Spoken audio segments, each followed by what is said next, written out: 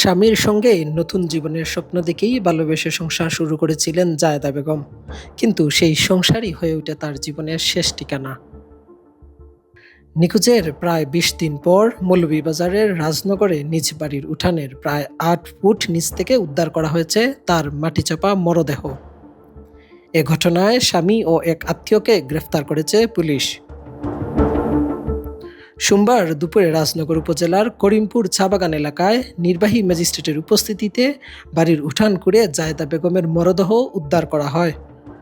Police জানায়, গত ৩ জুলাই দায়ের হওয়া নিখোঁজের সাধারণ ডায়েরি সূত্র ধরে নিহতের স্বামী আলমগীর আলীকে জিজ্ঞাসাবাদ করা হলে তিনি স্ত্রীকে হত্যার পর গত ১৭ জুন বাড়ির উঠানে প্রায় ৮ ফুট গভীরে গর্ত খুঁড়ে মরদেহ পুঁতে রাখার কথা স্বীকার করেন। পরে তার দেখানো স্থান থেকেই মরদেহ উদ্ধার করে পুলিশ। নিহতের বাবা আব্দুল হান্নান জানান, ঘটনার পর আলমগীর তাদের উদ্দেশ্যে বলেছিলেন জায়েদা কাজের উদ্দেশ্যে সৌদি আরব চলে গেছেন, কিন্তু মেয়ের সঙ্গে দীর্ঘদিন কোনো যোগাযোগ না হওয়ায় সন্দেহ সৃষ্টি হয় পরিবারের। পরে তারা থানায় অভিযোগ করেন। পরিবারের ভাষ্যমতে প্রায় ১২ বছর আগে পরিবারের অমতে ভালোবেসে বিয়ে করেছিলেন জায়েদা ও আলমগীর। তবে দীর্ঘদিন ধরেই তাদের দাম্পত্য জীবনে চলছিল কলহ। এই মেয়েটা হচ্ছে আমার ওয়ার্ডের হান্নান মিয়া, ওনার মেয়ে।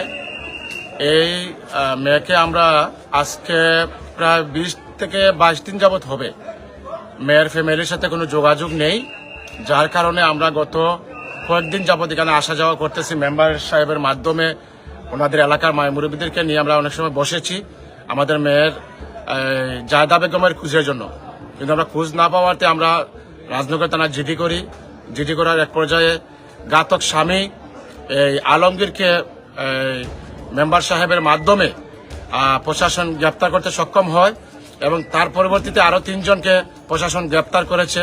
আমরা চাই আমাদের এলাকা থেকে এইরকম ঘাতক নির্মূল ইয়েতে যতটুকু আইনি প্রক্রিয়ায় আছে, আমরা বাংলাদেশের প্রধানমন্ত্রী জনাব তারেক রহমান মহোদয়ের কাছে আমরা অনুরোধ করছি যেন এর একটা উপযুক্ত বিচার এবং তার ফাঁসির রায় কার্যকর করা হয়।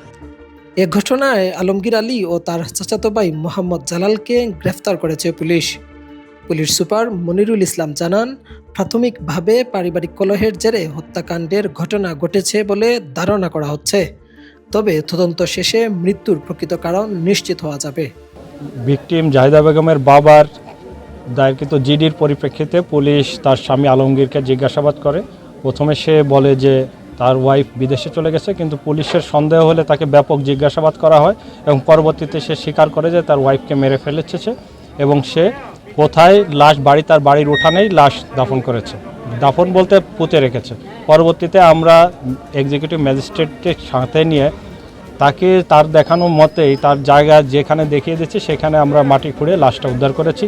এই খুনের পিছনে আসলে মোটিভ কী ছিল, কেন এই হত্যা করা হয়েছে এখন পর্যন্ত আমরা জানতে পারিনি, তবে আমরা ধারণা করছি যে এটা দাম্পত্য কলহ থেকেই এই হত্যাকাণ্ড হতে পারে। Desk news, the Sylhet.